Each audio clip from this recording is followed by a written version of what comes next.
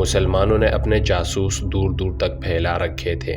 630 عیسوی میں جاسوسوں نے مدینہ آ کر رسول اکرم صلی اللہ علیہ وسلم کو اطلاع دی کہ رومی شام میں فوج کا بہت بڑا اجتماع کر رہے ہیں، جس سے ظاہر ہوتا ہے کہ وہ مسلمانوں سے ٹکر لینا چاہ رہے ہیں۔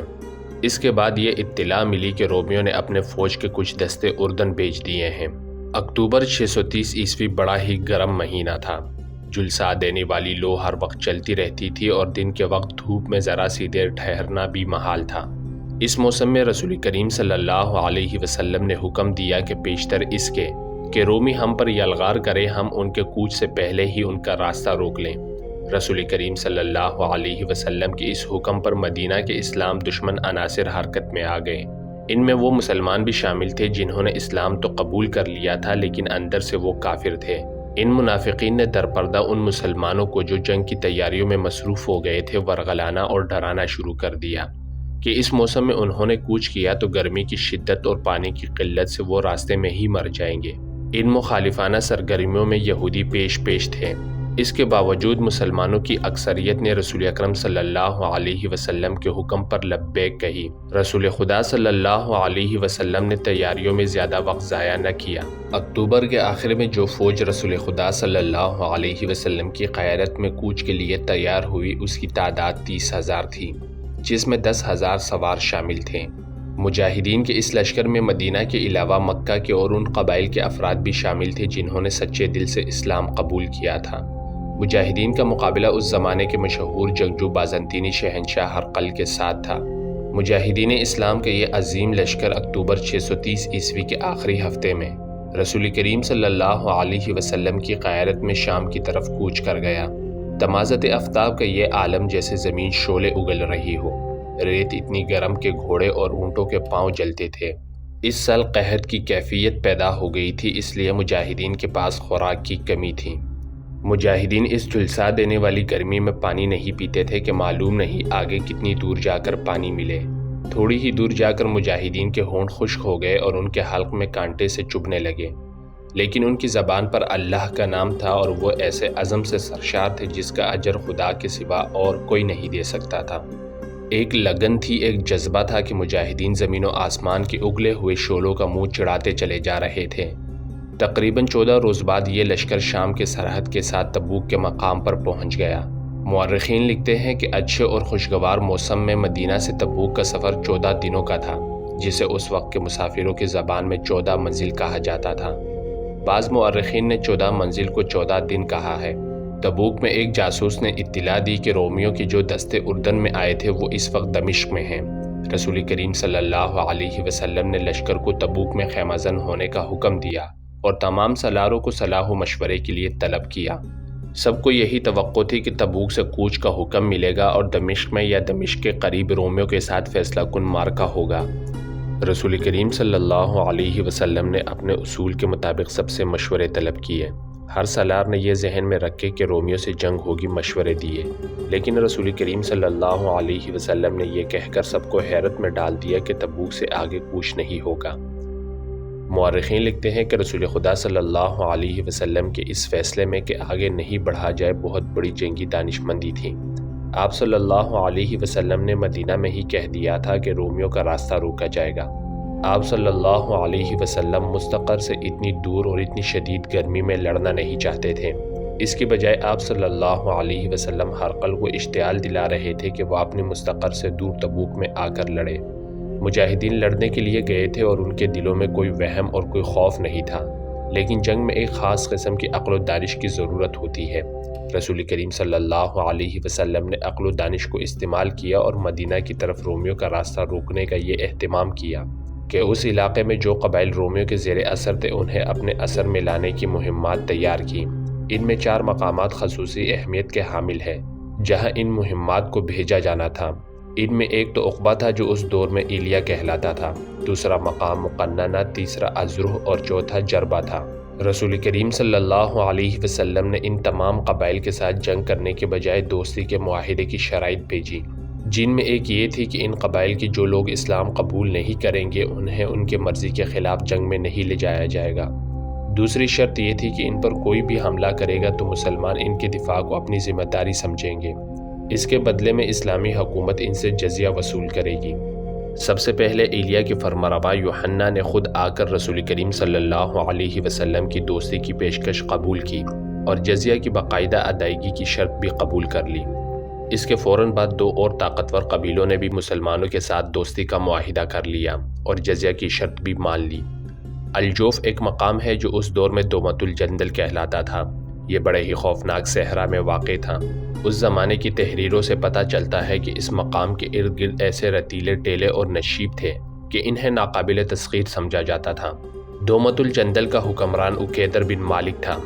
چونکہ اس کی بادشاہی انتہائی دشوار گزار علاقے میں تھی، اس لیے وہ اپنے علاقے کو ناقابل تسخیر سمجھتا تھا۔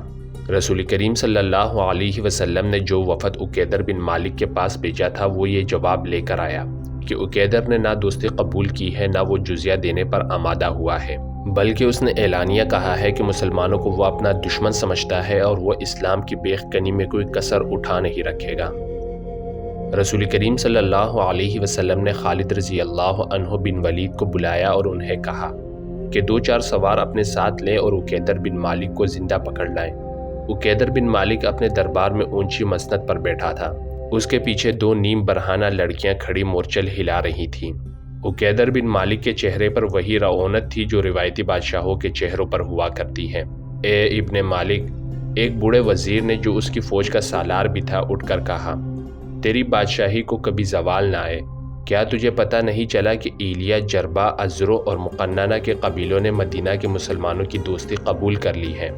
آج دوستی قبول کی ہے تو کل قبیلہ قریش کے محمد صلی اللہ علیہ وسلم کے مذہب کو بھی قبول کر لیں گے۔ کیا ہمارا بزرگ وزیر ہمیں یہ مشورہ دینا چاہتا ہے کہ ہم بھی مسلمانوں کے آگے گھٹنے ٹیک دیں؟ عقیدر بن مالک نے کہا، ہم ایسا کوئی مشورہ قبول نہیں کریں گے۔ نہیں ابن مالک، بوڑھے وزیر نے کہا، میری عمر نے جو مجھے دکھایا ہے وہ تو نے ابھی نہیں دیکھا ہے۔ میں مانتا ہوں کہ تو مسلمانوں کا سب سے بڑا دشمن ہے، لیکن میں دیکھ رہا ہوں کہ تو اپنے دشمن کو اتنا حقیر سمجھ رہا ہے کہ تو یہ بھی نہیں سوچ رہا کہ مسلمانوں نے حملہ کر دیا تو ہم تمہاری بادشاہی کو کس طرح بچائیں گے۔ صلیب مقدس کی قسم، عقیدر بن مالک نے کہا، ہمارے ارد گرد کا جو علاقہ ہے وہ ہماری بادشاہی کو بچائے گا۔ میرے اس خوفناک صحرا کی ریت مسلمانوں کا خون چوس لے گی۔ ریت اور مٹی کے جو ٹیلے دومت الجندل کے ارد گرد کھڑے ہیں یہ خدا نے میری سنتری کھڑے کر رکھے ہیں، ہم پر کوئی فتح نہیں پا سکتا۔ اس وقت خالد رضی اللہ عنہ بن ولید اپنے 4 سواروں کے ساتھ آدھا رستہ طے کر چکے تھے۔ اگلے روز وہ اس صحرا میں داخل ہو گئے جسے مورخوں نے بھی ناقابل تسخیر لکھا ہے۔ مجاہدین کے چہرے ریت کے مانند خشک ہو گئے تھے۔ گھوڑوں کی چال بتا رہی تھی کہ یہ مسافت اور پیاس ان کی برداشت سے باہر ہوتی جا رہی ہے، لیکن خالد رضی اللہ عنہ بن ولید کی قیادت مجاہدین کے دلوں میں نئی روح پھونک رہی تھی۔ دومت الجندل اچھا خاصا شہر تھا، اس کے ارد گرد دیوار تھی۔ خالد رضی اللہ عنہ بن ولید اس کے قریب پہنچ گئے اور اپنے سواروں کو ایک وسیع نشیب میں چھپا دیا۔ مجاہدین کی جسمانی کیفیت ایسی تھی کہ انہیں کم از کم 1 دن اور 1 رات آرام کرنے کی ضرورت تھی، لیکن خالد رضی اللہ عنہ نے اپنے سواروں کو تیاری کی حالت میں رکھا۔ سورج غروب ہو گیا، پھر رات گہری ہونے لگی، چاند پوری آبوتاب سے چمکنے لگا، صحرا کی چاندنی بڑی شفاف ہو گئی۔ خالد رضی اللہ عنہ بن ولید اپنے ایک آدمی کو ساتھ لے کر شہر کی دیوار کی طرف چل پڑے۔ وہ جائزہ لینا چاہتے تھے کہ شہر کا محاصرہ کیا جائے، جس کے لیے 400 سوار کافی نہیں تھے۔ زیادہ سے زیادہ یہ کہا جا سکتا ہے کہ شہر کی ناکہ بندی کر دی جائے۔ دوسری صورت یلغار کی تھی۔ خالد رضی اللہ عنہ دیوار کے دروازے سے خاصا پیچھے ایک اونٹ میں بیٹھ گئے۔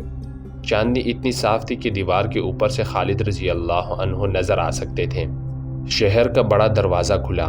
خالد رضی اللہ عنہ سمجھے کہ عقیدر فوج لے کر باہر آ رہا ہے اور وہ ان پر حملہ کرے گا، لیکن عقیدر کے پیچھے پیچھے چند سوار باہر نکلے اور دروازہ بند ہو گیا۔ خالد رضی اللہ عنہ کو یاد آیا کہ تبوک سے روانگی کے وقت رسول کریم صلی اللہ علیہ وسلم نے انہیں کہا تھا، عقیدر تمہیں شاید شکار کھیلتا ہوا ملے گا۔ عقیدر بن مالک کے متعلق مشہور تھا کہ وہ جیسے شکار کھیلنے کے لیے ہی پیدا ہوا تھا۔ صحرا میں شکار رات کو ملتا تھا کیونکہ دن کے وقت جانور دبکے چھپے رہتے تھے۔ پوری چاند کی رات بڑے شکار کے لیے موزوں سمجھی جاتی تھی۔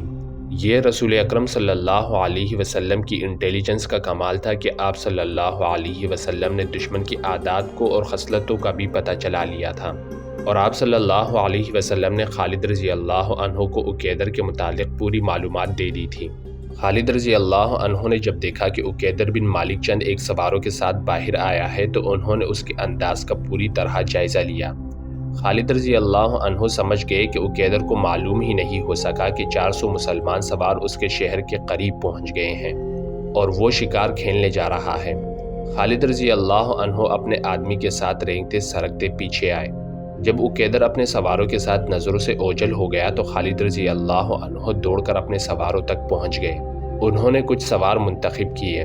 اپنے تمام سواروں کو انہوں نے تیاری کی حالت میں رکھا ہوا تھا۔ وہ سواروں کے ایک جیش کو اپنی قیادت میں اس طرف لے گئے جدھر عقیدر گیا تھا۔ خالد رضی اللہ عنہ نے یہ خیال رکھا کہ عقیدر شہر سے اتنا آگے چلا جائے کہ جب اس پر حملہ ہو تو شہر تک اس کی آواز بھی نہ پہنچ سکے۔ رات کے سناٹے میں اتنی زیادہ گھوڑوں کی آواز کو دبایا نہیں جا سکتا تھا۔ عقیدر اور اس کے ساتھیوں کو پتہ چل گیا تھا کہ ان کے پیچھے گھوڑ سوار آ رہے ہیں۔ عقیدر کا بھائی حسان بھی اس کے ساتھ تھا۔ اس نے کہا کہ وہ جا کے دیکھتا ہے کہ یہ کون ہے۔ اس نے اپنا گھوڑا پیچھے کو موڑا ہی تھا کہ خالد رضی اللہ عنہ نے اپنے سواروں کو ہلہ بولنے کا حکم دے دیا۔ عقیدر کو خالد رضی اللہ عنہ اور ان کے سواروں کی للکار سے پتہ چلا کہ یہ مسلمان ہیں۔ حسان نے برچی سے مقابلہ کرنے کی کوشش کی لیکن مارا گیا۔ عقیدر اپنے سواروں سے ذرا الگ تھا۔ خالد رضی اللہ عنہ نے اپنے گھوڑے کو ایڑ لگائی اور رخ عقیدر کی طرف کر لیا۔ عقیدر ایسا بوکھلایا کہ خالد رضی اللہ عنہ پر وار کرنے کی بجائے اس نے راستے سے ہٹنے کی کوشش کی۔ خالد رضی اللہ عنہ نے اس پر کسی ہتھیار سے وار نہ کیا نہ گھوڑے کی رفتار کم کی۔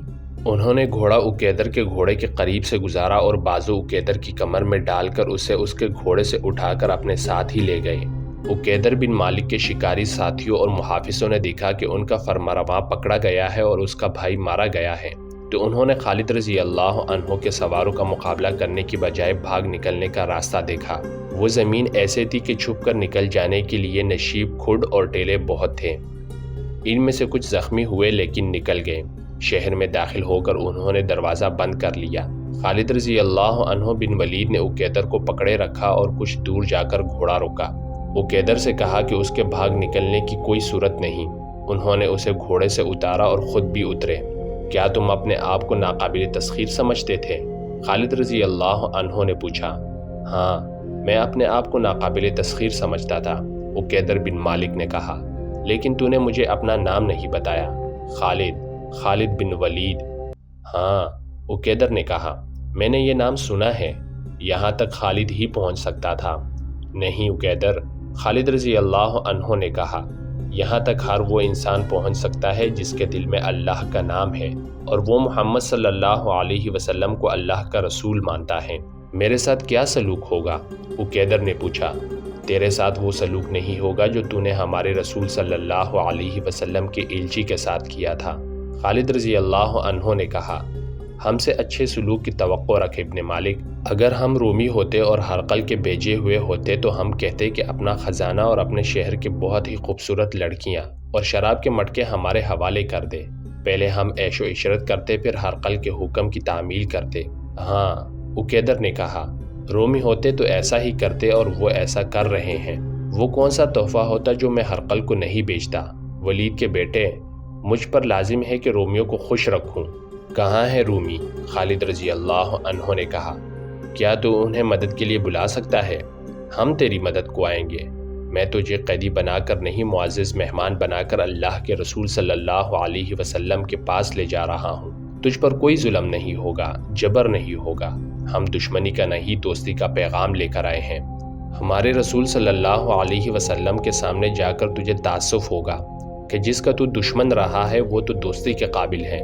عقیدر بن مالک کی جیسی زبان گنگ ہو گئی ہو، اس نے کچھ بھی نہ کہا۔ اس کا گھوڑا وہیں کہیں آوارہ پھر رہا تھا۔ خالد رضی اللہ عنہ نے اپنے سواروں سے کہا کہ عقیدر کے گھوڑے کو پکڑ لائیں۔ سوار گھوڑے کو پکڑ لائے۔ خالد رضی اللہ عنہ نے عقیدر کو گھوڑے پر سوار کیا اور تبوک واپسی کا حکم دے دیا۔ تبوک پہنچ کر خالد رضی اللہ عنہ نے عقیدر بن مالک کو رسول خدا صلی اللہ علیہ وسلم کے حضور پیش کیا۔ آپ صلی اللہ علیہ وسلم نے اس کے آگے اپنی شرطیں رکھیں، لیکن ایسی شرط کا اشارہ تک نہ کیا کہ وہ اسلام قبول کر لے۔ اس کے ساتھ مہمانوں جیسا سلوک کیا گیا، اس پر کوئی خوف طاری نہ کیا گیا۔ اسے یہی ایک شرط بہت اچھی لگی کہ مسلمان اس کی حفاظت کریں گے۔ اس نے جزیہ دینے کی شرط مان لی اور دوستی کا معاہدہ کر لیا۔ بے شک صرف مسلمان ہی ہیں جو میری مدد کو پہنچ سکتے ہیں، معاہدہ کر کے اس نے کہا تھا۔ جب عقیدر بن مالک نے بھی دوستی کا معاہدہ کر کے مسلمانوں کو جزیہ دینا قبول کر لیا تو کئی اور چھوٹے چھوٹے قبیلوں کے سردار تبوک میں رسول کریم صلی اللہ علیہ وسلم کے پاس آ گئے اور اطاعت قبول کر لی۔ اس طرح دور دور تک کے علاقے مسلمانوں کے زیر اثر آ گئے اور تمام قبائلی مسلمانوں کے اتحادی بن گئے۔ ان میں زیادہ تر قبائل نے اسلام قبول کر لیا۔ اب رومیوں سے جنگ کی ضرورت نہیں رہی تھی، ان کی پیش قدمی کا راستہ رک گیا تھا، بلکہ ہرقل کے لیے خطرہ پیدا ہو گیا تھا کہ وہ مسلمانوں سے ٹکر لینے کو آگے بڑھا تو راستے کے تمام قبائل اسے اپنے علاقے میں ہی ختم کر دیں گے۔